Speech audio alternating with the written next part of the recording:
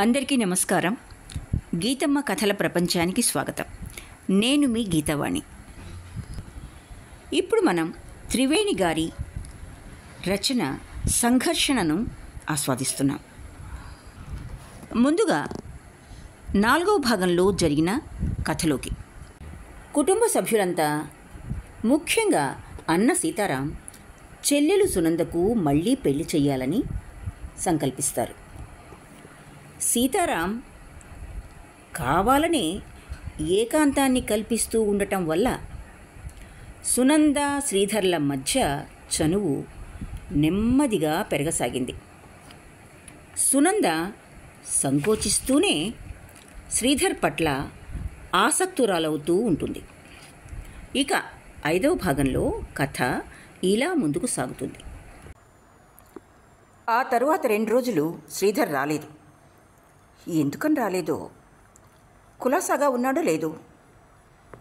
అయినా అతడు కులాసాగా ఉంటేనే, లేకపోతేనే ఎక్కడో మంచం పట్టాడేమో. అన్నయ్యను అడగనా? వద్దు, ఏమైనా అపార్థం చూసుకోవచ్చు. ఆ 2 రోజులు సునంద స్కూల్లో పాఠం చెప్పేటప్పుడు కూడా పరధ్యానంగానే ఉండేది. విద్యార్థినులు అడిగిన ప్రశ్నలు వినబడేవి కావు. వనజ, ఏ రాజకుమారుడి గురించి కళ్ళకంటున్నావు సునందా అని అడిగింది. ఇంట్లో భోజనం సరిగ్గా చేయటం లేదేమమ్మా అని వంట తాత అడిగాడు. వీళ్ళందరికీ ఏం జవాబు చెప్పాలి? ఆ రోజు తన ఇంటికి వచ్చేటప్పటికి శ్రీధర్ కూడా వచ్చి ఉన్నాడు. తన హృదయంలోని భావాలను ఎంత కనబడనీయకూడదనుకున్నా లోపలి సంతోషం ముఖంలో స్పష్టంగా కనబడుతూనే ఉంది. కళ్ళు జ్యోతుల్లా వెలుగుతున్నాయి. స్వాగతం ఇస్తున్నట్లుగా నవ్వుతుందామె ముఖం. హృదయపు సంతోష భారంతో ముఖం కిందికి వంగింది. సునంద, గాయత్రిలో రోమన్ హాలిడే వచ్చింది, అందరం వెళ్దామంటున్నారు. శ్రీధర్ అందర్నీ సినిమాకు పిలుస్తున్నదెందుకో ఆమెకు తెలుసు. తన ఒక్కదాని కోసం అందరినీ పిలిచాడు. నేను రానన్నయ్యా, మీరందరూ వెళ్ళిరండి, అందరం కలిసి వెళ్తే బాగుంటుంది అన్నాడు శ్రీధర్. నీకోసమే నేను వెళ్తున్నది, నువ్వే ఇలా అంటే ఎలా అని అతడి కళ్ళు ఆమెను వేడుకున్నాయి. అతడు తన వైపు అలా చూశాక కూడా రానని ఎలా అనటం? ఆ పని మాత్రం తను చెయ్యలేదు. అలాగే 10 నిమిషాల్లో రెడీ అవుతాను. తాను అలా అన్నప్పుడు అతడి ముఖంలో ఆనందం కలిగింది. ఆ కళ్ళతోనే ముద్దు పెట్టుకునేవాడిలా చూశాడు. ఛీ! సునంద ఎందుకనో లోపలికి పరిగెత్తుకుని వెళ్ళిపోయింది. సుందరమ్మ, రావు గారు రోమన్ హాలిడేకి రావటానికి ఒప్పుకోరు. దినకరుణ్ణి ఇంట్లోనే వదిలిపెట్టి నలుగురు సినిమాకు బయలుదేరారు. బాల్కనీకి శ్రీధర్ టికెట్టు తీశాడు. సునంద ముందు లోపలికి వెళ్ళింది. ఆమె పక్కలో దమయంతి, తర్వాత సీతారాం, అతడి ప్రక్కన శ్రీధర్ కూర్చున్నారు. సినిమా మొదలవటానికి ఇంకా టైం ఉంది.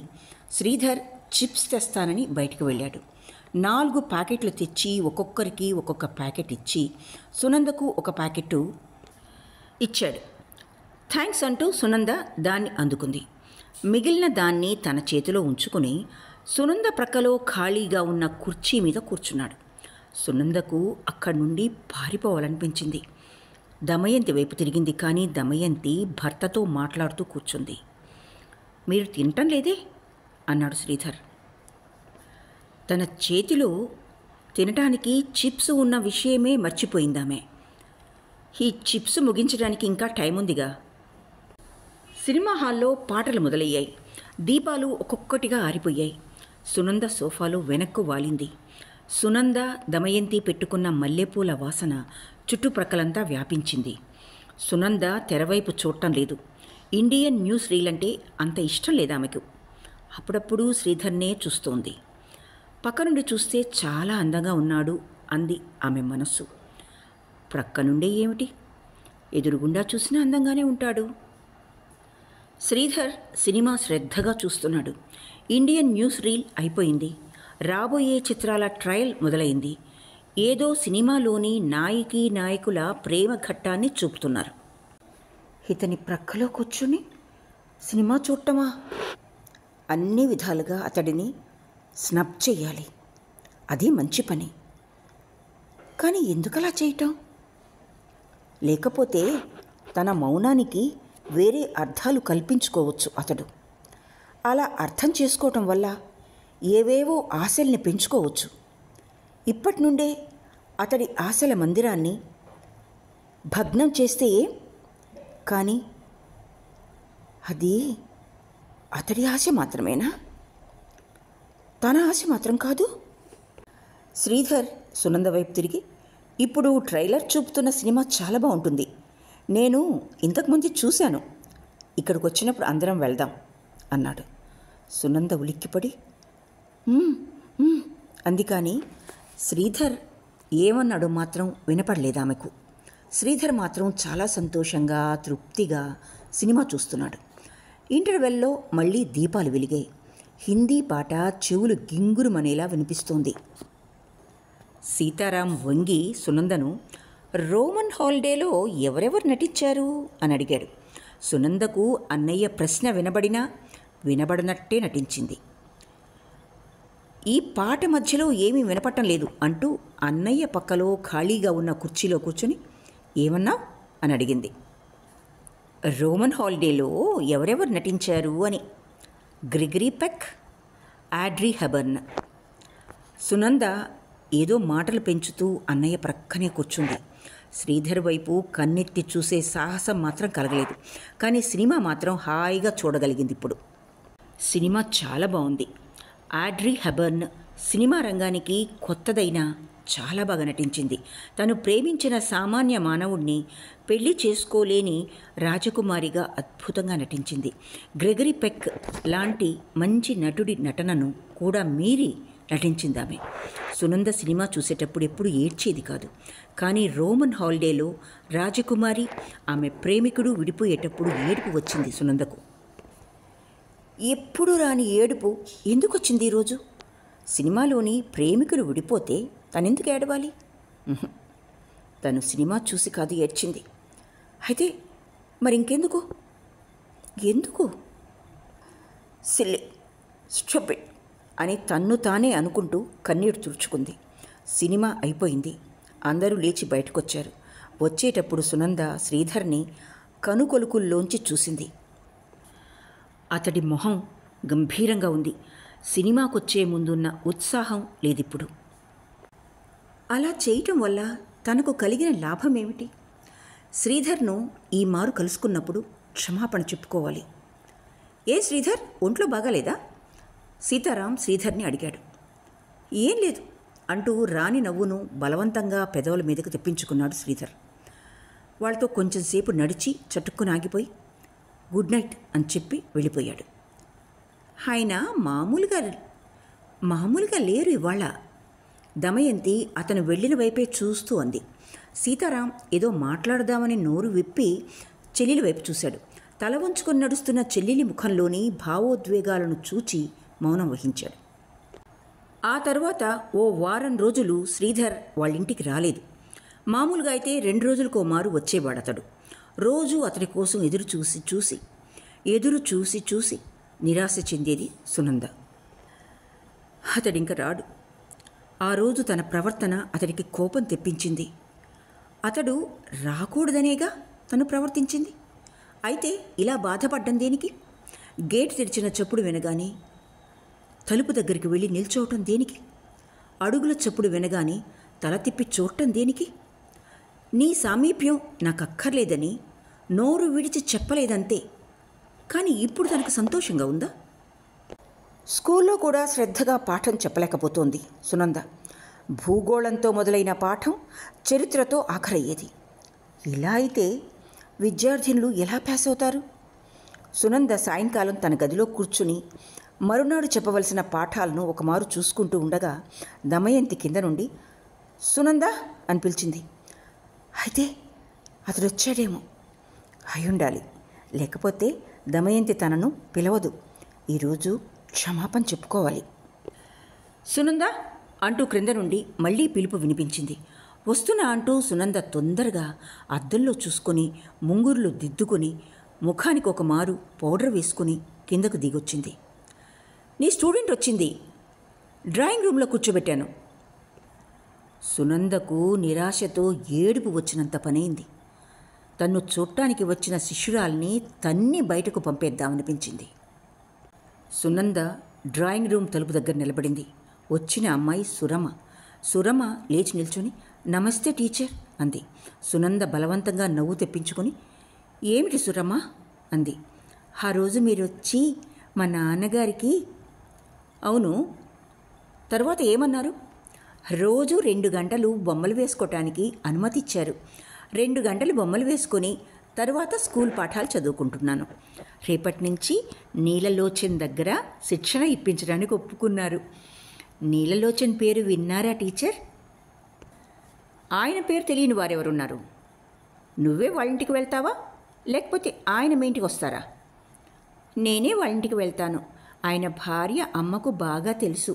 ఉదయం 8 గంటల నుండి 9 గంటల వరకు నేర్చుకుంటాను. చాలా సంతోషం సురమ, శ్రద్ధగా నేర్చుకో. ఆ అమ్మాయి శ్రద్ధాసక్తుల్ని చూచి ఆశ్చర్యపడింది సునంద. 14 ఏళ్ల పిల్లైనా చిత్రకళ అంటే ఎంత అభిమానం. ఆత్మ ప్రేరణ అంటే ఇదేనేమో. సురమ లేచి నుంచుని నేనిక వెళ్తాను టీచర్, మీకు ఈ విషయం చెప్దామని వచ్చాను అంది. పద, నేను అంతవరకు దిగబెట్టొస్తాను. సునంద సురమతో పాటు రోడ్డు చివరి వరకు వెళ్ళి వెనక్కి తిరిగింది. సురమ వెళ్ళిపోగానే మళ్ళీ శ్రీధరే సునంద మనస్సునంతా ఆక్రమించాడు. తనపైన చాలా కోపం వచ్చిందేమో అతడికి. ఇక ఇంటి గడప కూడా తొక్కడేమో. ఇప్పుడు తనేం చెయ్యాలి? అతడి అడ్రస్కి ఒక ఉత్తరం రాస్తే? నిజమే, అది మంచి పద్ధతి. క్షమాపణ కోరుతూ ఉత్తరం రాసి ఇంటికి రమ్మని కూడా రాయాలి. వరండాలో సీతారాం ఎవరితోనో మాట్లాడుతున్నట్టు కనిపించింది. అతడేనేమో వచ్చింది. అతడే అయి ఉండాలి దేవుడా. వచ్చింది శ్రీధర్. సునంద వరండాలోకి రాగానే శ్రీధర్ లేచి చేతులు జోడించి నమస్తే అన్నాడు. సునంద మౌనంగానే చేతులు జోడించింది. సీతారాం ఏదో పెద్ద ఘనకార్యం చేసిన వాడిలా, సునంద, శ్రీధర్ ఓ వారంగా నన్ను తప్పించుకొని తిరుగుతున్నాడు. ఈరోజు ఇంటికి వెళ్ళి బలవంతం చేసి లాక్కొని వచ్చాను అన్నాడు. ఈ వారం రోజులుగా తనకు మొహం చూపించకుండా బాధ పెట్టాడని చాలా కోపంగా ఉంది సునందకు. ఆయనకు ఇక్కడికి రావాలని లేకపోతే బలవంతం పెట్టడం దేనికన్నయ్యా? చెల్లెలు ఇలా మాట్లాడుతుందనుకోలేదు సీతారాం. ఈ వారం అంతా చెల్లెలి పరధ్యానం, విసుగుదల, నిరుత్సాహం చూసి ఇక ఊరుకోలేక తనే వెళ్ళి స్నేహితుణ్ణి బలవంతం చేసి తీసుకుని వచ్చాడు. అయితే తాను అనుకున్నదంతా అబద్ధమేనా అని ఒక్క క్షణం భ్రాంతి చెందాడు. కానీ మరుక్షణమే చెల్లెలు ఎందుకలా మాట్లాడిందో గ్రహించి నవ్వుతూ, సునంద, శ్రీధర్కు కారపూస తెచ్చిపెట్టమ్మా. మన తాత చేసినట్టు కారపూస ఇంకెవ్వరూ చేయలేరు అన్నాడు. శ్రీధర్ వెంటనే లేచి నుంచుని టైం అయింది, ఇంటికి వెళ్తాను అన్నాడు. పర్వాలేదు, కూర్చోండి శ్రీధర్, లోపల గదిలోనే కూర్చుందాం. పదండి, కారపూస తీసుకురా సునంద. సునంద లోపలికి వెళ్ళింది. సీతారాం శ్రీధర్ని లోపల గదిలో కూర్చోబెట్టాడు. వంటింట్లో దినకర్ పెద్దగా ఏడుస్తున్నాడు. కొడుకు ఏడుపు వినగానే ఇప్పుడే వస్తాను, లోపల దీను ఏడుస్తున్నాడు. తల్లి కొడుకులకు సంధి చేసి మళ్ళీ వస్తాను అంటూ లోపలికి వెళ్ళిపోయాడు. సునంద మంచినీళ్ళ గ్లాసు, కారపూస ఉన్న ప్లేటు తీసుకొని వచ్చింది. గదిలో శ్రీధర్ మాత్రం ఏదో పేపర్ చూస్తూ కూర్చున్నాడు. అన్నయ్య గదిలో లేకపోవడాన్ని చూసి ఒక్క క్షణం అధీరురాలయ్యింది. కానీ శ్రీధర్ పెద్ద పులి కాదుగా తనను మింగేయటానికి.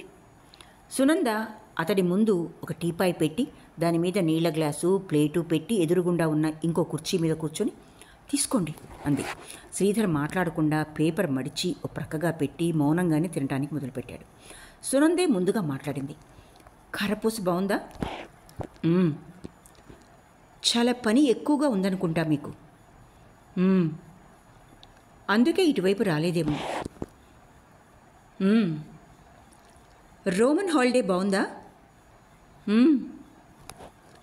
4 దెబ్బలు కావాలా? సునంద పెద్దగా నవ్వటానికి మొదలెట్టింది. శ్రీధర్కి ఏమీ అర్థం కాలేదు. చేతిలో ఉన్న ప్లేటు టీపాయ్ మీద పెట్టి కర్చీఫ్తో ఓ మారు ముఖం తుడుచుకొని ఎందుకు అనేలా చూశాడు. ఇప్పుడు నేను మిమ్మల్ని ఏమని అడిగానో తెలుసా? 4 దెబ్బలు కావాలా అని అడిగాను. నేను దానికి ఏమని చెప్పాను? అని చెప్పాను కదా. నేను అలా అడిగినప్పుడు మీరేదో పరధ్యానంగా ఉన్నట్టున్నారు. అలాగేం లేదే, దెబ్బలకు సిద్ధంగా ఉన్నానని చెప్పాను. రోమన్ హాలిడే చూడటానికి వెళ్ళిన రోజున మీరిచ్చిన దెబ్బ కన్నా మీరు ఇవ్వబోయే దెబ్బ చాలా హాయిగా ఉంటుంది. సునంద ముఖం గంభీరమైంది, చాలా మృదువుగా అంది. దయచేసి నన్ను క్షమించండి. ఆ రోజు నుండి మిమ్మల్ని క్షమాపణ కోరుకోవాలని చూస్తున్నాను. ఆ రోజు నేను ఎందుకు అలా చేశానో నాకే తెలియదు. తరువాత నేను అలా చేసింది చాలా తప్పు అనిపించింది. నా ప్రక్కన కూర్చునేంత నమ్మకం లేదా మీకు నా మీద? మీ మీద నమ్మకం లేక కాదు, కానీ ఏమిటి? ఏం లేదు, కానీ మీరు అలా భావించకండి. నేను ఎలా చేస్తే మీకు నా మాట మీద నమ్మకం కలుగుతుంది? నేను ఎలా చెప్తే మీకు నా మాట మీద నమ్మకం కలుగుతుంది? శ్రీధరుడి ముఖంలో ఆనందం వెల్లివిరిసింది. అతడి కళ్ళు నవ్వుతున్నాయి. మీ మాట మీద నాకేం నమ్మకం లేదు. ఇంకొక రోజు మీకు నా మీద నమ్మకం ఉందని చూపించండి. అప్పుడు నాకు కూడా మీ మాట మీద నమ్మకం కలుగుతుంది. అప్పటి వరకు నేను మిమ్మల్ని నమ్మలేను. అలాగే, సునంద ఒప్పుకుంది. కోపం పోయిందా? కోపం చేసుకున్నది మీరు, నేను కాదు. శ్రీధర్ సునందలకు సంధి కుదిరే సమయానికి సరిగ్గా సీతారాం కూడా తల్లి కొడుకుల మధ్య సంధి కుదిర్చి దినకరుణ్ణి కూడా తీసుకుని లోపలికొచ్చాడు. సునంద, శ్రీధర్ నవ్వుతూ మాట్లాడుతుండటాన్ని చూసి అతడి హృదయం తేలికపడింది. కారపూస ఎలా ఉంది శ్రీధర్? బాగుంది. మీ తాత ఏం చేసినా బాగానే చేస్తారు. సాయంకాలం షికారుకు వెళ్ళిన రావుగారు ఇంటికొచ్చారు. శ్రీధర్ ఆయనతో కాసేపు మాట్లాడుతూ కూర్చున్నాడు. సునంద సురమ తండ్రి సురమకు చిత్రకళలో శిక్షణ ఇప్పించడానికి ఒప్పుకున్న విషయం తండ్రితో చెప్పింది. ఆయన చాలా సంతోషించారు. శ్రీధర్ ఇంటికి వెళ్లే ముందు సునంద హెచ్చరించింది, మీ కర్చీఫ్ మర్చిపోకండి. మర్చిపోతేనే మళ్ళీ వచ్చి తీసుకుని వెళ్తాను. కానీ సునంద ముందే హెచ్చరించినందువల్ల శ్రీధర్ తన కర్చీఫ్ మర్చిపోకుండా తీసుకుని వెళ్ళాడు. సునంద, సీతారాం, దినకర్ అతడితో పాటు కొంచెం దూరం వెళ్ళి ఇంటికి వచ్చారు. తన మునుపటి ప్రవర్తనను మరిపించడానికి సునంద శ్రీధర్తో చాలా మాట్లాడింది. సునంద శ్రీధర్కు ఒక సమస్యలా కనిపించింది, ఒక చిక్కు ప్రశ్నలా కనిపించింది. కొన్ని రోజులు మౌనం వహించేది. ఆమె మౌనవ్రతాన్ని వహించినప్పుడల్లా శ్రీధర్లోని ఉత్సాహం చచ్చిపోయేది. ఆమె మనస్సులో ఏముందో తెలిసేది కాదు అతడికి. ఆమెకు తనపై ప్రేమ ఉందని కొన్నిమార్లు అనిపించినా అది భ్రాంతి మాత్రమేమో అనిపించేది మరికొన్నిసార్లు. ఆమె అతడికి సమీపంగా వచ్చినట్టే వచ్చి మళ్ళీ వెనక్కి వెళ్ళిపోయి అంది అందకుండా ఆటలాడించేది. ఆమెకు తనపై ఉన్నది ప్రేమ, స్నేహమా అన్నది అర్థం కాలేదు శ్రీధర్కి. మైసూర్లో కలరా వ్యాపిస్తూ ఉండటం వల్ల రావుగారు ఇంట్లో వారికందరికీ ఇనాక్యులేషన్ చేయించారు. కూతుర్ని, కొడుకుని కోర్టు, స్కూలు, క్యాంటీన్లలో కాఫీ కానీ టిఫిన్ కానీ తినకూడదని ఖచ్చితంగా చెప్పేశారు. మైసూర్లో కలరా వ్యాపిస్తోందని తెలిసిన వెంటనే సునందకు శ్రీధర్ జ్ఞాపకానికి వచ్చాడు. నాన్నగారి కోసం తను ఇనాక్యులేషన్ చేయించుకుంది. కానీ శ్రీధర్, అతను వేయించుకున్నాడో లేదో. వెనుకో మారు శ్రీధర్ తనకి ఇనాక్యులేషన్, వ్యాక్సినేషన్లలో నమ్మకం లేదని చెప్పాడు. దానిలో నమ్మకం లేదు కదా అని నిర్లక్ష్యంగా ఉండి కలరా వస్తే సునంద నిలువెల్లా వణికిపోయింది. అలా కానివ్వను, దానికి అసలు అవకాశమే ఇవ్వను అనుకుంది మనసులోనే. మీరు ఇనాక్యులేషన్ చేయించుకోకుంటే నాకు భయం అని అన్నయ్య ముందు చెప్పటం ఎలా? నా భయాన్ని చూసి నవ్వవచ్చు. అయినా తను శ్రీధర్ మాట్లాడుతున్నప్పుడు సీతారాం ఇద్దరినీ వదిలేసి లోనికి వెళ్ళిపోతుంటాడు సాధారణంగా. అప్పుడు చెప్పొచ్చులే. సునంద ఇంట్లోని వారు ఇనాక్యులేషన్ చేయించుకున్న మర్నాడే శ్రీధర్ ఆ ఇంటికి వచ్చాడు. మామూలుగానే పలకరించి చెల్లెల్ని అక్కడే వదిలేసి సీతారాం లోపలికి వెళ్ళిపోయాడు. అన్నయ్య బయటికి వెళ్ళగానే సునంద, మీతో ఒక చిన్న మాట చెప్పాలనుకుంటున్నాను అంది. శ్రీధర్ ముందుకు వంగి, ఏమిటది అన్నాడు. నేను చెప్పిన మాటకు మీరు ఒప్పుకునేలా అయితేనే చెప్తాను. విషయం ఏమిటో చెప్పండి. నాకు ఇష్టమైతే ఒప్పుకుంటాను, లేకపోతే లేదు. మీకు ఇష్టమోనో కాదో నాకు తెలీదు. నేను చెప్పిన దానికి మాత్రం మీరు ఒప్పుకోవాలి. దీన్నే మొండివాదం అంటాం మేము. మీ కోర్టులోని రూల్స్ రెగ్యులేషన్స్ నాకు అక్కర్లేదు. మీరు ఒప్పుకుంటారు కదూ? సునంద మృదువుగా అడుగుతూ దీనంగా అతడి వైపు చూసింది. ఆ కంఠం, ఆ చూపులకే లొంగిపోయాడు అతడు. ఏం చెప్తారో చెప్పండి, తన లోపలి భావనలను కప్పిపుచ్చుకుంటూ అడిగాడు శ్రీధర్. ఈ ఊళ్ళో కలరా ఎక్కువగా ఉంది. అవును, నాకు ఆ విషయం తెలుసు. మా ఇంట్లో అందరం ఇనాక్యులేషన్ చేయించుకున్నాం. చాలా సంతోషం. మరి మరి మీరు వేయించుకోండి. సునంద అతని వైపు చూడకుండా ఎక్కడో దృష్టి నిలిపి అంది. శ్రీధర్ హడలిపోయినవాడిలా, అమ్మ బాబోయ్, నేను పుట్టినప్పటి నుండి ఒక్కమారు కూడా ఇలా పొడిపించుకోలేదు. ఇనాక్యులేషన్ కన్నా కలరాయనయ్యాం. ఎందుకు అలాంటి మాటలంటారు? సునంద కంఠంలో బాధ స్పష్టంగా ధ్వనించింది. నిజం చెప్పాలంటే నాకు ఈ ఇనాక్యులేషన్లో నమ్మకం లేదు. దయచేసి క్షమించండి. సునంద తల వంచుకుని కూర్చుంది. శ్రీధర్ తన మాటకు ఒప్పుకోకపోవడంతో ఏడుపొచ్చింది. ఏడవకుండా ఉండటానికి ప్రయత్నిస్తూ, నా కోసం వేయించుకోకూడదా అంది. శ్రీధర్ ఆమె కంఠం వణకడాన్ని, బుగ్గల మీదుగా ప్రవహిస్తున్న కన్నీటిని గమనించాడు. అయితే తాను అనుకున్నది నిజమేనన్నమాట. అలాగే, మీరు చెప్పారని చేయించుకుంటాను. మిమ్మల్ని నొప్పించలేను. ఈరోజే వేయించుకోవాలి. ఇక్కడ నుండి ఇంటికి వెళ్ళేటప్పుడు త్రోవలోనే వేయించుకొని వెళ్ళాలి. రైటో మేడం. రేపొచ్చి మీరు వేయించుకున్నారని చూపి వెళ్ళాలి. ఓకే. తర్వాత హోటల్లో కాఫీ టిఫిన్లు తీసుకోకూడదు. ఈ కలరా వెళ్ళిపోయే వరకు ఇంట్లో తప్పితే ఇంకెక్కడా ఏమీ తినకూడదు. మీ ఇంట్లో కూడా ఏమీ తినరాదా? నేను అలా అన్నానా? మా ఇంట్లో మాత్రం తినవచ్చు. జీ హుజూర్, ఈ సేవకుడికి చెప్పాల్సింది ఇంకేమైనా ఉందా సర్కార్? నేను చెప్పిన దాన్ని మీరు సీరియస్గా తీసుకోవటం లేదు. అంతా తమాషా అని అనుకుంటున్నారు. అందుకే ఇలా మాట్లాడు. శ్రీధర్ లేచి వచ్చి ఆమె కుడి చేతిని తన చేతిలోకి తీసుకొని ఆ అరచేతి మీద తన చెయ్యి పెట్టి, మీరు చెప్పిన దాన్ని నేను అక్షరాలా పాటిస్తాను, అలా అని ప్రామిస్ చేస్తున్నాను అన్నాడు. సునంద అతని నుండి ఇలాంటి ప్రామిస్ వస్తుందనుకోలేదు. ఉలిక్కిపడి తన చెయ్యి వెనక్కి తీసుకుని ఏమో చెప్పబోయింది, కానీ గొంతు పెగల్లేదు. శ్రీధర్, నేను ఇక వెళ్తానైతే అని చెప్పి ఇంటికి బయలుదేరాడు. గేటు దగ్గర ఎదురైన సీతారాం, ఇంత తొందరగా వెళ్ళిపోతున్నారే అన్నాడు. కొంచెం డాక్టర్ దగ్గరికి వెళ్ళాలి అంటూ శ్రీధర్ సునంద వైపు చూశాడు. అలాగా, అయితే వెళ్ళండి అన్నాడు సీతారాం. శ్రీధర్ వెళ్ళిపోయాడు. దినకర్ వచ్చి భోజనానికి రమ్మని పిలిచే వరకు సునంద అలాగే నిల్చుండిపోయింది. తన అరచేతిని బుగ్గ మీద పెట్టుకుంది. వెంటనే చేయి తీసేసుకుని సెంటిమెంటల్ ఫూల్ అని తన్ను తానే తిట్టుకుంది. మర్నాడు శ్రీధర్ వచ్చి తను ఇనాక్యులేషన్ చేయించుకున్నట్టు సునందకు చెప్పాడు. ఇనాక్యులేషన్ చేయించుకున్నాను, కావాలంటే మీ మాట మీద ఆ మాత్రం నమ్మకం ఉంది నాకు. శ్రీధర్, మీకు ఈ ఇనాక్యులేషన్లో నమ్మకం లేదనేవారే, అదెలా చేయించుకున్నారు అన్నాడు సీతారాం. ఎవరో ఒకరి మాట కాదనలేక చేయించుకోవాల్సి వచ్చింది అంటూ శ్రీధర్ సునంద వైపు చూసి నవ్వాడు. సీతారాం కూడా సంతోషంతో నవ్వాడు.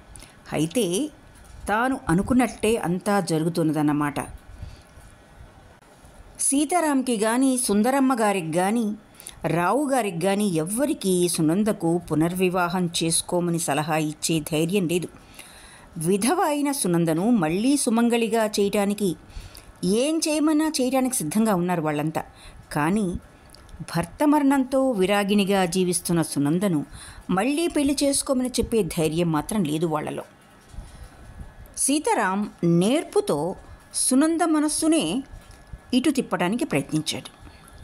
శ్రీధర్ ఇంటికి వచ్చినప్పుడు వాళ్ళిద్దరినీ మాటల్లో పడేసి తను నెమ్మదిగా అక్కడి నుండి జారుకునేవాడు. వాళ్ళిద్దరినీ కలిసి ఎక్కడికైనా వెళ్ళనిచ్చేవాడు. వాళ్ళిద్దరే ఉండేలా చేతనైనంత వరకు చేసేవాడు. సుందరమ్మ గారు, రావు గారు, దమయంతి కూడా వాళ్లను కూడా వాళ్ళ మధ్యకు వెళ్ళవద్దని చెప్పాడు. తన ప్రయత్నాలు సఫలమయ్యే సూచనలను చూసి అతడి సంతోషానికి అవధులు లేకపోయాయి. దసరాకని స్కూళ్ళన్నీ మూసేశారు. 15 రోజులు ఈ స్కూల్ గొడవ లేకుండా హాయిగా ఉండవచ్చునని సంతోషపడింది సునంద. శ్రీధర్తో హాయిగా తిరగవచ్చుననే గుప్తమైన కోరిక ఆమెను మరింత సంతోషపడేలా చేసింది. మొదటి రోజు అన్న వదిన శ్రీధర్తో కలిసి ఎగ్జిబిషన్కు వెళ్ళి వచ్చింది. ఆ ఎగ్జిబిషన్ నుండి వచ్చేటప్పుడు శ్రీధర్, రేపు మళ్ళీ అందరం వెళ్దాం అన్నాడు. సీతారాం కూడా ఒప్పుకున్నాడు. సీతారాం దమయంతి ఎదుట శ్రీధర్ సునందలు చనువుగా మాట్లాడుకోవటానికి సిగ్గుపడినా పరస్పర సాన్నిధ్యంతోనే తృప్తి చెందేవారు. శ్రీధర్ 5 గంటలకు వస్తానని చెప్పాడు. సునంద కొంచెం వదులుగా ముడివేసుకుని అర్ధచంద్రాకారంగా గులాబీ పూల దండ పెట్టుకుంది. ముదురు నీలం రంగు జాకెట్ వేసుకుని లేత నీలం రంగు జార్జెట్ చీర కట్టుకుంది. మెడలో ఓ ముత్యాల దండ వేసుకుంది. శ్రీధర్ తనకు ఇచ్చిన వ్యానిటీ బ్యాగ్ తీసుకుని కిందకు దిగొచ్చింది. వదినా వదినా, మీరు కూడా ఇలాంటి చీరే కట్టుకోండి, ఇద్దరం ఒకే రకం చీరలు కట్టుకుందాం అంటూ దమయంతి కోసం వెతకసాగింది. దమయంతి సునందని చూసి నవ్వి, నేను ఈరోజు ఎక్కడికి రావడానికి వీల్లేదమ్మా అంది. సునంద నిరాశతోనే అన్నయ్య దగ్గరికి వెళ్ళింది. అతడు, ఈరోజు నేను రాలేను సునంద, బెంగళూరు నుండి నా స్నేహితుడు వచ్చాడు, అతడితో కలిసి చాముండి కొండకెళ్ళాలి అన్నాడు. అయితే శ్రీధర్తో ఇవాళ వెళ్దామని ఎందుకు చెప్పావు? ఈ స్నేహితుడు వస్తాడని నేనేమన్నా కలగన్నానా? అయితే శ్రీధర్ గారు వచ్చాక ఏం చెప్తావో చెప్పుకో, నాకే. సీతారాం చిలిపిగా, చెప్పేందుకేముంది, సునందని తీసుకుని వెళ్ళండి అంటాను అన్నాడు. నేను ఒక్కదాన్నే వెళ్ళను బాబు, నీతో పాటు శ్రీధర్ వస్తాడు. సునంద జవాబు చెప్పకముందే శ్రీధర్ లోపలికి వచ్చాడు. రండి శ్రీధర్, మీకు 1000 ఏళ్ళ ఆయుష్. దమయంతి ఈరోజు ఎక్కడికి రావడానికి వీల్లేదు.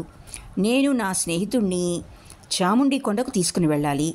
ఇప్పుడేం చేద్దాం అన్నాడు సీతారాం. శ్రీధర్ సునంద వైపు చూశాడు.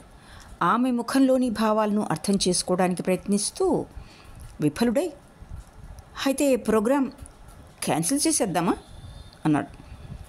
మేము రావడానికి వీలుపడలేదని మీరెందుకు ప్రోగ్రాం క్యాన్సిల్ చేసుకోవటం? మీరు సునంద వెళ్ళిరండి, నాకేం అభ్యంతరం లేదు కానీ అంటూ సునంద వైపు చూశాడు శ్రీధర్. నేను వెళ్ళను అంది సునంద. వెళ్ళటానికి రెడీ అయ్యాక అలా అనకూడదు సునంద. ఆవిడికంత ఇష్టం లేకపోతే బలవంతం చేయడం దేనికి అన్నాడు శ్రీధర్. బలవంతమూ లేదు, ఏమీ లేదు, వస్తుంది. మొండి పట్టు పట్టక వెళ్ళు సునంద, ఇంకొక రోజు అందరం కలిసి వెళ్దాంలే. సునంద తటపటాయిస్తూనే అలాగే అంది. కానీ ఆమెకు తన అలంకరణ చాలా ఆడంబరంగా ఉంది అనిపించింది. తను దమయంతి ఒకే రకంగా డ్రెస్ చేసుకోవచ్చునని ఇద్దరి దగ్గర ఉన్న లేత నీలం రంగు చీర కట్టుకుంది. ఈ ముస్తాబుతోనే శ్రీధర్తో వెళ్ళటమా?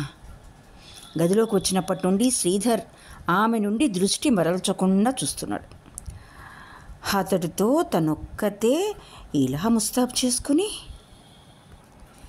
ఇంకా ఏమిటి ఆలోచిస్తూ నిల్చున్నారు, బయలుదేరండి అంటూ సీతారాం వాళ్ళని బయలుదేరదీశాడు.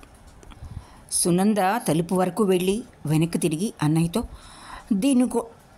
దీనును కూడా తీసుకుని అంటుండగానే, దీను వద్దు, ఎవరూ అక్కర్లేదు, వాడు మధ్యలో ఏడవడానికి మొదలుపెట్టాడంటే ఏమీ చూడకుండానే మీరు తిరిగి రావాల్సి వస్తుంది అన్నాడు సీతారాం. సునంద ఇంకేమీ చేయలేక శ్రీధర్తో బయలుదేరింది. జట్కాలో వెళ్దామా, నడిచి వెళ్దామా, మీ ఇష్టం. అయితే అంతా నా ఇష్టానికే వదిలేశారా? నేను ఏమన్నా ఏం చేసినా ఎదురు చెప్పరా? చెప్పను.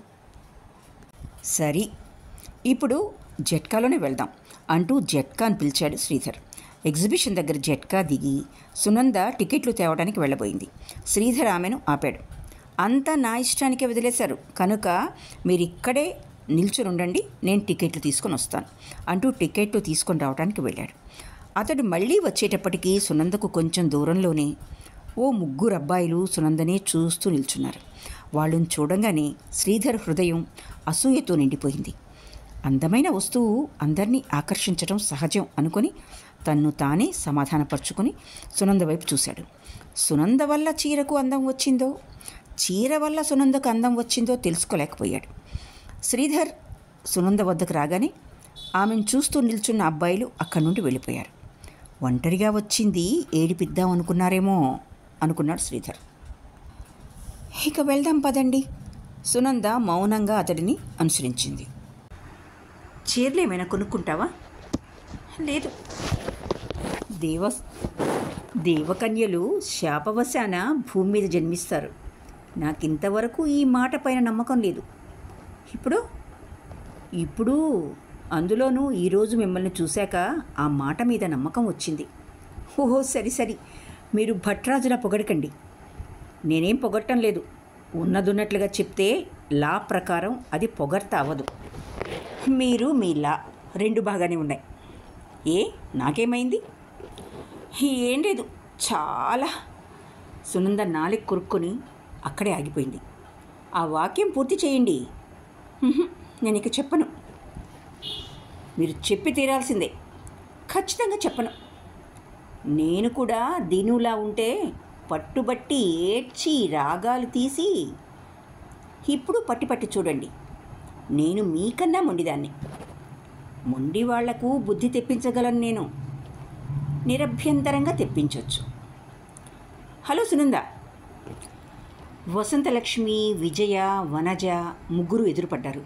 ప్రశ్నార్థకంగా శ్రీధర్ వైపు చూశారు వాళ్ళు. వీరందరూ నా కో-టీచర్స్. వీరు మా ఫ్యామిలీ ఫ్రెండ్ శ్రీధర్ గారు. నమస్తే. ఏమేం కొన్నావు సునంద? ఇంకా ఎక్కడా? ఇప్పుడే వస్తున్నాను. సరే, మేము వెళ్తాం. మంచిది. సునంద, శ్రీధర్ 7:30కు మెర్రీ గో రౌండ్ దగ్గరికి వచ్చారు. కొంచెంసేపు దాన్ని చూసి అక్కడి నుండి జెయింట్ వీల్ దగ్గరికి వచ్చారు. మనం కూడా ఎందుకు ఎక్కకూడదు? ఇంత పెద్దవాళ్ళమయ్యాకనా? అది చిన్నపిల్లలకు మాత్రమే. అక్కడ కూర్చున్న వాళ్ళందరూ చిన్నపిల్లలేనా? సునంద తల ఎత్తి చూసింది. ఒక తల్లి పిల్లవాడిని పక్కన కూర్చోబెట్టుకుని ఒక చోట 2 అమ్మాయిలు ఉన్నారు. 60 ఏళ్ల ముసలాయన తన స్నేహితుడితో కలిసి కూర్చున్నాడు. నాకు భయం బాబు, నేను రాను.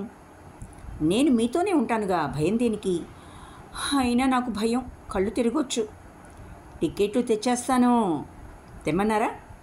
వద్దు బాబు, వద్దు. నాకు చాలా భయం. మొదట్లో కొంచెం భయం వేసినా తర్వాత అంతా సరిపోతుంది. తెమ్మన్నారా?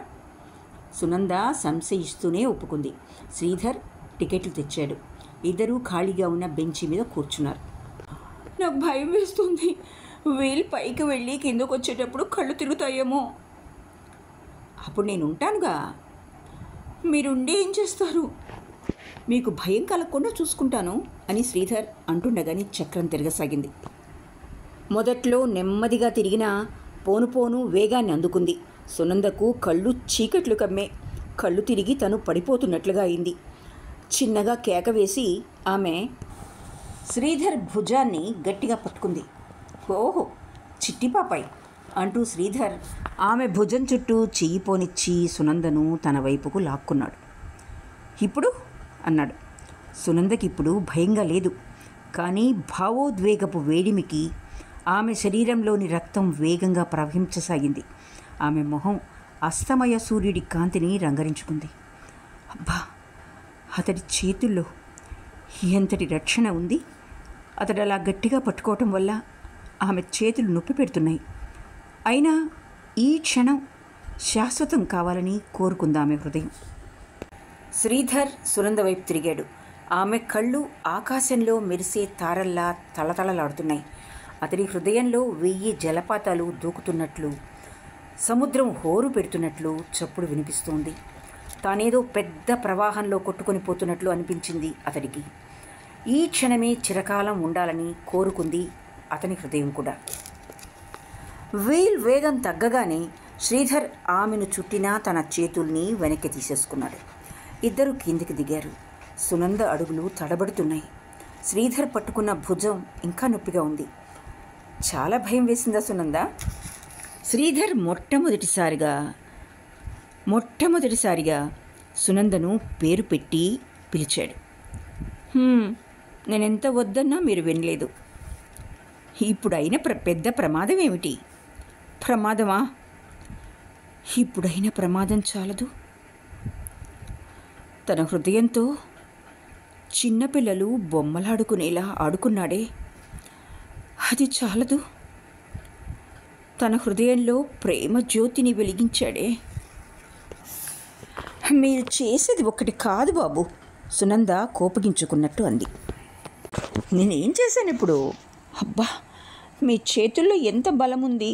నా చెయ్యి ఇంకా నొప్పి పుడుతోంది. పుష్పాన్ని ఎలా పట్టుకోవాలో నాకు తెలియదు మరి. అయినా ఆడదాని చెయ్యి కదా అని సాధ్యమైనంత తేలిగ్గానే పట్టుకున్నానే. ఇప్పుడు మీరు పట్టుకున్నదే తేలిక అంటే మీరు కఠినంగా పట్టుకుంటే ఎలా ఉంటుందో చూడాలి మరి. ఇంకో మారు కూర్చున్నారండి, అప్పుడు నేను కఠినంగా పట్టుకుంటే ఎలా ఉంటుందో చూపిస్తాను. ఈ ఎముకలు విరగ్గొట్టుకోవాలని నాకేం కోరికగా లేదు. చాలా నొప్పిగా ఉందా? క్షమించండి. అలాగే, ఈ మారు క్షమించాను, సునంద చిలిపిగా అంది. అంటే ఇంకొక మారు క్షమించనని అర్థమా? మీరు లాయర్లు, మీతో వాదించలేను నేను. ఇద్దరూ కొంచెం సేపు మౌనంగానే నడిచారు. శ్రీధర్ ఏదో ఆలోచిస్తున్నట్లు కనబడ్డాడు. ఏమిటో చాలా ఆలోచిస్తున్నట్టున్నారు. ఏం లేదు, మిమ్మల్ని ఒక విషయం అడుగుదాం అనుకుంటున్నాను. అతడేం అడిగేస్తాడో అని భయపడింది. అయినా అతడేం చెప్తాడో అన్న కుతూహలం కూడా ఒకవైపు బాధిస్తోంది. ఏంటది? భయం, కుతూహలంతో అడిగింది సునంద. రోమన్ హాలిడేకి వెళ్ళినప్పుడు మీరు నన్ను అవమానించారు, జ్ఞాపకం ఉందా? దాన్నంతా ఇప్పుడు ఎందుకు జ్ఞప్తికి తెస్తున్నారు? దానికి బదులు ఇంకొక రోజు నాతో రావటానికి ఒప్పుకున్నారుగా. రేపు నాక్ ఆన్ ద వుడ్కి వెళ్దామా? ఈరోజు మీతో వచ్చానుగా, మళ్ళీ ఎందుకు? ఈరోజు మీ అన్నయ్య బలవంతానికి వచ్చారు, రేపు మీ బలవంతానికి రావాలి, అంతేనా? అయితే మీకై మీరే నాతో ఒకరోజు రాకూడదా? ఒక్కరోజేనేమిటి? తన జీవితం అంతా అతడితో వెళ్ళడానికే సిద్ధంగా ఉంది సునంద. నేను మీతో చాలా మాట్లాడాలి. ఇంట్లోనే మాట్లాడొచ్చుగా. ఇంట్లో వీలు పడదు. మీ అన్నయ్య, వదిన, అమ్మ, నాన్న అందరూ వస్తూ పోతూ ఉంటారు. మీరొక్కరే ఉండగా. అదేమిటి బాబు అంత రహస్యం? ఇప్పుడు మనిద్దరమే ఉన్నాంగా, చెప్పండి. ఈరోజు వీల్లేదు, నేను రేపే చెప్పాలి. అలాగే, వస్తానులే. మీరు ఇష్టపడే వస్తున్నారా, లేకపోతే నా బలవంతం చేత? నేను మొండిదాన్నని ముందుగానే చెప్పాను. నాకు ఇష్టం లేకపోతే ఏం చేసినా వచ్చేదాన్ని కాదు. రేపు 5 గంటలకు మీ ఇంటికి వస్తాను. అలాగే. తరువాత ఇద్దరూ మాట్లాడకుండానే నడక సాగించారు. శ్రీధర్ ఆమెను ఇంట్లో దిగబెట్టి సీతారాంతో 2 నిమిషాలు మాట్లాడి ఇంటికి వెళ్ళిపోయాడు. సునంద మేడ ఎక్కి తన గదిలోకి వెళ్ళి కూర్చుంది. ఎదురుగుండా ఉన్న నిలువుటద్దంలో ఆమెకు తన ప్రతిబింబం కనబడింది. బుగ్గల్లోని ఎరుపు, కళ్ళల్లోని తళతళలు, పెదవులపై వికసించిన చిరునవ్వు. సునంద ఒక్క క్షణం తన ప్రతిబింబాన్ని తానే మోహించింది. కానీ కొద్ది క్షణాల్లోనే అద్దంలోని మోహిని జీవచ్ఛవమైంది. బుగ్గల్లో ఎరుపు మాయమయ్యి బుగ్గలు పాలిపోయాయి. నుదుటి మీద స్వేద బిందువులు నిలిచాయి. కళ్ళలోని తళతళలు అదృశ్యమయ్యాయి. పెదవుల మీది చిరునవ్వు మటుమాయమైంది. ఆమె హృదయంలో అదో రకమైన బాధ, మంట, అసంతృప్తి, అశాంతి బయలుదేరాయి. నేనిక జీవించలేను, జీవించకూడదు అనుకుంది సునంద. ఆమె మొహం ఉద్రేకంతో ఎర్రబడింది. సునంద ఏదో అవ్యక్త శక్తికి లోనయ్యి డ్రాయర్ తెరిచి అందులో ఉన్న పళ్ళు కోసే చాకు తీసుకుని గొంతు వరకు తీసుకుని వెళ్ళింది. అత్తయ్య, భోజనానికి రండి అంటూ దినకర్ తలుపు తట్టాడు. సునంద ఉలిక్కిపడి వెనక్కి తిరిగింది. ఆమె చేతిలో ఉన్న చాకు కింద పడి చప్పుడు చేసింది. ఆ చప్పుడు సునందను ఈ లోకంలోకి తెచ్చి పడవేసింది. తాను ఆత్మహత్య చేసుకోవడానికి ప్రయత్నించిందా? ఎందుకు?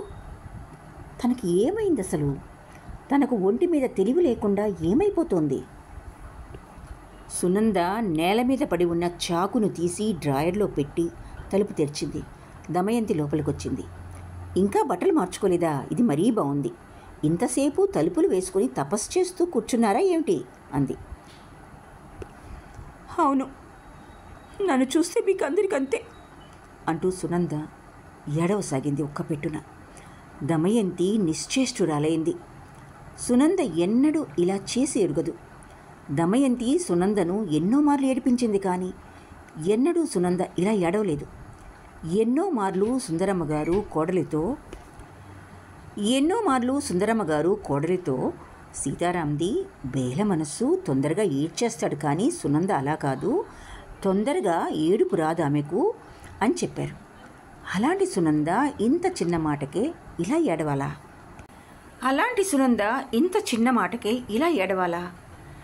నన్ను క్షమించండి సునంద, నేను మీకు ఏడుపు వచ్చేలా ఏమన్నాను నాకే అర్థం కావటం లేదు. అయినా నన్ను క్షమించండి. కొంచెం సేపు అయ్యాక సునంద ఏడుపు తగ్గింది. ఏడుపు తగ్గాక దమయంతితో, మీరు నన్ను ఏమీ అనలేదు వదినా, కానీ ఎందుకో ఏడుపు వచ్చింది నాకు. కానీ నేను ఏడ్చానని అన్నయ్యతో కానీ అమ్మతో కానీ చెప్పకండి అంది. అలాగే చెప్పండి. నిజంగానే చెప్పకండి, నా మీద ఒట్టు. దమయంతి ఒప్పుకుంది. సునంద బట్టలు మార్చుకుని కిందకు వెళ్ళింది. మర్నాడంతా ఆలోచనలతో సునందకు మనసు స్థిమితంగా లేదు. శ్రీధర్ తనతో చెప్పాల్సిన విషయం ఏమిటి? అందులోనూ తామిద్దరే ఉండేటప్పుడు అతనేం అడుగుతాడో సునంద ఊహించుకుంది. అతడికి తనేం జవాబు చెప్పాలి? అయినా అతడికి చెప్పకుండా ఆ సమయానికి సరిగ్గా ఎక్కడికైనా వెళ్ళిపోతాయే? అది పిరికి పంద లక్షణం తప్ప మరింకేమీ కాదు. వచ్చిన దాన్ని ఎదిరించి ఆ క్షణంలో ఎలా తోస్తే అలాగే చేయటం మంచిది. స్కూల్లో ఆఖరి పీరియడు సునందకు కొంచెం తలనొప్పిగా ఉంది. లీవ్ తీసుకుని ఇంటికి వెళ్ళిపోయింది. సీతారాం కూడా కోర్టు నుండి ఇంటికొచ్చాడు. శ్రీధర్ తనను నాక్ ఆన్ ద వుడ్కి పిలిచిన విషయం సునంద అన్నయ్యతో చెప్పి, ఆయనతో వెళ్ళనా వద్దా అన్నయ్య? వెళ్ళు. సునంద కొంటెగా అడిగింది. అది కాదన్నయ్యా, శ్రీధర్తో నన్నింత ధైర్యంగా ఎక్కడికంటే అక్కడికి పంపుతున్నావు కదా, రేపేమైనా పొరపాటు జరిగితే? నా చెల్లెలి విషయం నాకు తెలీదా? ఎప్పుడు కూడా తనపై ఉంచిన నమ్మకాన్ని వమ్ము చేయదు. అన్నయ్యకు తనపై ఉన్న విశ్వాసాన్ని చూసి పొంగిపోయింది సునంద. నేను మంచిదాన్నే కావచ్చును, కానీ శ్రీధర్, అతడి స్వభావం నీకన్నా నాకు బాగా తెలుసు. నువ్వు చిన్నపిల్లగా ఉన్నప్పటి నుండి నా స్నేహితులతో మాట్లాడి చూసావు కదా, వాళ్లలో ఎవరైనా ఏనాడైనా అసభ్యంగా ప్రవర్తించారా? నీలాంటి అందమైన అమ్మాయిలతో మాట్లాడుతున్నా స్నేహితుల్ని ఎంచుకోవటంలో నిన్ను మించిన వాళ్ళెవరూ లేర్లే అన్నయ్య. స్నేహితులకేమిటి, బోల్డ్ ఎంతమంది ఉన్నారు. ఇంట్లోకి మాత్రం కొద్ది మందికే ప్రవేశం ఉంది. శ్రీధర్ చాలా మంచివాడు. అయినా ఈరోజు ఆయనతో వెళ్ళటానికి ఇష్టం లేదన్నయ్యా. అయితే నీ ఇష్టం, నేనేం బలవంతం చేయను. ఏం చేయమన్నావన్నయ్య? నన్ను అడిగితే వెళ్ళమని చెప్తాను. అలాగే వెళ్తానులే అంటూ సునంద మేడ మీదకి వెళ్ళింది ముస్తాబు చేసుకోవటానికి. రావు గారు సీతారాం చర్యల్ని ఆక్షేపించేవారు కాదు. సుందరమ్మ గారికి మాత్రం సునంద అలా శ్రీధర్తో చనువుగా తిరగటం ఇష్టం ఉండేది కాదు. కూతురికి మళ్ళీ పెళ్లి చేసుకోవాలని ఎంతో ఆశగా ఉన్నా తామిచ్చిన స్వతంత్రాన్ని ఆమె దురుపయోగం చేసుకుంటే అన్న భయం ఆమెను వెంటాడుతూనే ఉండేది. ఎంతైనా సునంద యువతి. ప్రపంచంలో ఎలాంటి వారుంటారో ఎవరికి తెలుసు? శ్రీధర్ మంచి కుర్రాడే కావచ్చును. అయినా యవ్వనంలో ఉన్న స్త్రీ పురుషులు చనువుగా కలిసి తిరిగేటప్పుడు వారి మనోభావాలు ఎలా ఉంటాయో ఎవరు చెప్పగలరు? ఏవైనా చెడ్డగడియల్లో తమ కోరికలకు బలైపోతే మాతృహృదయం అనుక్షణము కూతుర్ని గురించే చింతించేది. ఆమె తన భయాన్ని గురించి కొడుకుతో చెప్పినప్పుడు అతడు నవ్వి, నీ కూతురు పైన నీకు నమ్మకం లేదుటమ్మా అన్నాడు. ఎంతైనా వయసులో ఉన్నారిద్దరూ. రేపు ఏమైనా అయితే దాన్ని గురించి నువ్వేం బెంగ పెట్టుకోకమ్మా. నువ్వు నన్ను ఎంత నమ్మవచ్చునో శ్రీధర్ని అంతే నమ్మవచ్చు. నేను అతడి గురించి ఏమీ తెలుసుకోకుండా సునందను అతడితో తిరగనిచ్చేవాడినా అమ్మా? నా చెల్లెలి సౌఖ్యమే కదా నాకు కావలసిందిను. సరే, నీ ఇష్టం రా, ఏమైనా చేసుకో అన్నారు సుందరమ్మ గారు. సీతారాం ధైర్యంగా చెల్లెల్ని ఆమె మార్గంలో వెళ్ళటానికి ప్రోత్సహించాడు. సునంద తయారయ్యి కిందకొచ్చేలోగా శ్రీధర్ కూడా వచ్చాడు.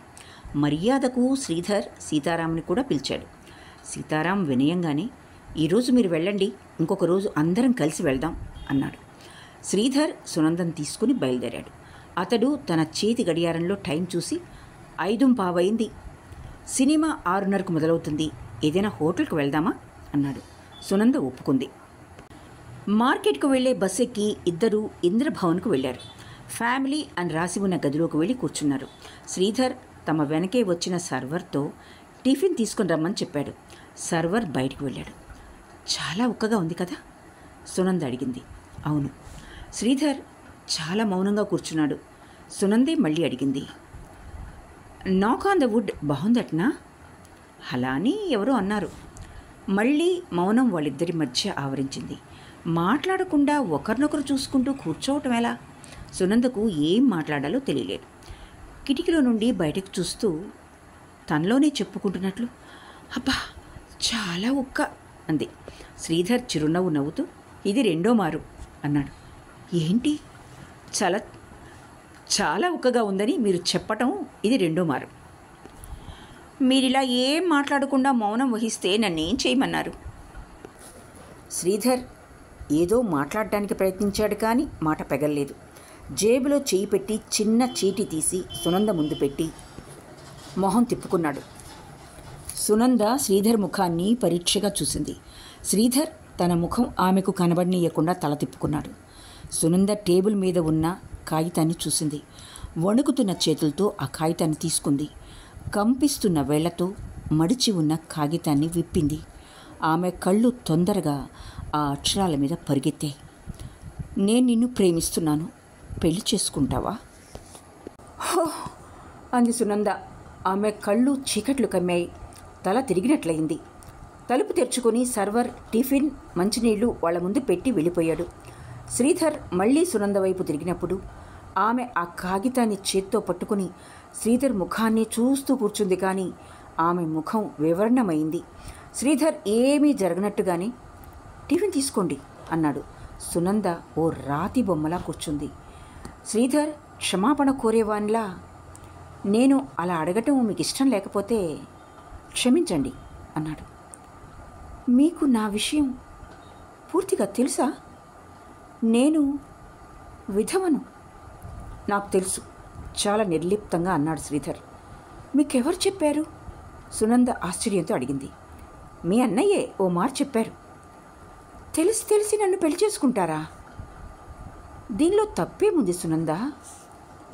మగవాళ్ళు 2, 3 పెళ్ళిళ్ళు చేసుకోవచ్చు అన్నప్పుడు స్త్రీని మాత్రం అలా పెళ్లి చేసుకోరాదు అనటం ఏ న్యాయం? జీవితంలో సుఖాన్ని అనుభవించడానికి పురుషుడికి ఎంత అధికారం ఉందో స్త్రీకి అంతే అధికారం ఉంది. మీరు పెళ్లి చేసుకోవటంలో తప్పేముంది? తప్పని నేను చెప్పానా? వితంతు వివాహం తప్పు అని నేను కూడా ఎప్పుడు అనుకోలేదు. కానీ ప్రపంచంలో ఎంతమంది మీలాంటి విశాల హృదయులు ఉంటారు చెప్పండి? మీ ఇంట్లో వాళ్ళు ఒప్పుకుంటారా? మీరు ఒప్పుకుంటే ఇంట్లో వాళ్ళను సులభంగా ఒప్పిస్తాను. వాళ్ళు గనుక ఒప్పుకోకపోతే నా జీవితంలోని సుఖ సంతోషాలు నాకు చెందినవే కానీ వాళ్లకు చెందినవి కావు. నా సుఖ సంతోషాలకు వాళ్ళేమీ అడ్డు చెప్పరని అనుకుంటున్నాను. మీ అంగీకారమే నాకు ముఖ్యం. సునంద తలదించుకుంది. ఏం చెప్తారు? మీ దగ్గర పెన్నుంటే ఇవ్వండి. నోటితో చెప్పలేను, రాసి చూపిస్తాను. శ్రీధర్ జేబులో నుండి పెన్ను తీసి సునందకిచ్చాడు. సునంద శ్రీధర్ రాసిన వాక్యం కిందే నాకిష్టమే అని రాసిచ్చింది. శ్రీధర్ ఆమె రాసిన దాన్ని చూశాడు. ఏమో చెప్పుదామని నోరు తెరిచేలోగా సర్వర్ లోపలికొచ్చాడు. ఏం కావాలి సార్ అని టిఫిన్ పళ్ళాల వైపు చూశాడు. టిఫిన్ తాను తెచ్చిపెట్టినట్లే ఉంది. కనీసం ముట్టుకున్నట్టయినా లేదు. మంచివారే అనుకున్నాడా సర్వర్. ఏమి వద్దు, బిల్ తెచ్చిపెట్టు. సర్వర్ బయటికి వెళ్ళిపోయాడు. సినిమాకు టైం అవుతుంది సునంద, టిఫిన్ తీసుకోండి అంటే నేను తినను. ఇంకేమనాలి? తీసుకో అంటే తింటాను. అలాగే కానీ తీసుకో సునంద. ఇద్దరూ టిఫిన్ తిని హోటల్ బిల్లు చెల్లించి బయటకొచ్చారు. శ్రీధర్ చేతి గడియారం చూసుకున్నాడు. అప్పుడే 6:30 అయిపోయింది. సినిమాకు టైం అయిపోయింది. ఏం చేద్దాం? ఇంటికి వెళ్ళిపోదాం. తిన్నగా వెళ్ళొద్దు, చుట్టూ తోవకుండా వెళ్దాం అన్నాడు శ్రీధర్. ఇద్దరూ ఇల్లు చేరేటప్పటికీ 8 గంటలైంది. వారిని చూసి సీతారాం, ఇంత తొందరగా సినిమా అయిపోయిందా అన్నాడు. సునంద, మేం సినిమాకు వెళ్ళలా అంది. మరి ఇంకెక్కడికి వెళ్ళారు? శ్రీధర్ చెప్పాడు. హోటల్కి వెళ్ళి అక్కడి నుండి ఇంటికి వచ్చేసాం. సునంద కళ్ళతోనే శ్రీధర్ అంగీకారం తీసుకుని గదిలో నుండి బయటకు వెళ్ళిపోయింది. శ్రీధర్ సీతారాంతో కొంచెంసేపు మాట్లాడి ఇంటికి వెళ్ళిపోయాడు. సునంద భోజనం చేశాక పడుకోవటానికి మేడ మీదకి వెళ్ళింది. తను పడుకోబోతుండగా సీతారాం చెల్లెలు గది తలుపు దగ్గర నిల్చుని కంగ్రాచ్యులేషన్స్ అన్నాడు. సునంద తల వంచుకొని నిలబడింది. పడుకో, గుడ్ నైట్ అని చెప్పి సీతారాం వెళ్ళిపోయాడు. సునంద లైట్ ఆర్పేసి పడుకుంది. వెన్నెల కాంతిలో గదిలోని ప్రతి వస్తువు స్పష్టంగా కనబడుతోంది. కిటికీ ఊచలకు అల్లుకున్న సన్నజాజి తీగలు, టేబుల్ మీదున్న టేబుల్ క్లాత్, దాని చుట్టూ తానే చేసిన అల్లిక పని, శేఖర్ ఫోటో స్టాండ్ మీద తాను వేసిన చీర. సునంద ఓ మారు గదినంతా పరిశీలనగా చూసి కళ్ళు మూసుకుంది. ఉదయం సునంద లేచేటప్పటికి 8:30 అయింది. సూర్యుడి కిరణాలు గదినంతా ప్రకాశవంతం చేశాయి. కళ్ళు తెరవగానే సునంద గడియారం వైపు చూసి, అబ్బా 8:30 అయిందే, ఇంతసేపటి వరకు మెలకువ ఎందుకని రాలేదు అనుకుంటూ లేచింది. ఆమెకు ఒళ్ళంతా భారంగా ఉన్నట్లు అనిపించింది. తలనొప్పిగా కూడా ఉంది. నెమ్మదిగా లేచి కిందకొచ్చింది. ఇంట్లో అందరికీ చాలా సంతోషంగా ఉంది. సునంద మళ్ళీ పెళ్లి చేసుకోబోతుందన్న విషయం అందరినీ ఆనందపరిచింది. వయసులో ఉన్న కూతురు అలా భర్త లేకుండా ఒంటరిగా జీవిస్తూ ఉండటాన్ని చూసినప్పుడల్లా సుందరమ్మ గారి కడుపు తరుక్కుని పోయేది. సునంద ఓ కొత్త నగ పెట్టుకున్నా, ఓ కొత్త చీర కట్టుకుని అందంగా మెరిసిపోతూ తిరుగుతున్నా ఈ అందం, యవ్వనం అడవిగాచిన వెన్నెలైపోయిందే అని బాధపడేదామె. జీవితానందాన్నే కోల్పోయిన సునంద జీవితంలో మళ్లీ జీవన జ్యోతిని వెలిగించడానికి శ్రీధర్ ముందుకు వచ్చినప్పుడు ఆ మాతృ హృదయానికి కలిగిన సంతోషానికి అంతే లేకపోయింది. ఇక్కడితో త్రివేణి గారి మనోవైజ్ఞానిక రచన సంఘర్షణ 5వ భాగం పూర్తి అయింది. ఆలకించినందుకు ధన్యవాదాలు.